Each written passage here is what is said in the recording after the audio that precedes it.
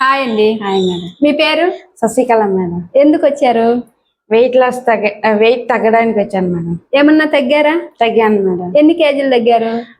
2.5 KG తగ్గాను madam. మీకేమన్నా result వచ్చాయా? వచ్చినాయి. ఏమొచ్చాయి? నాకు లావు తగ్గాను మేడం. 2.5 కేజీ తగ్గాను. తర్వాత 2.5 కేజీ ఎన్ని రోజుల్లో తగ్గావు? 5 రోజుకే తగ్గాను. Wow, super, congratulation.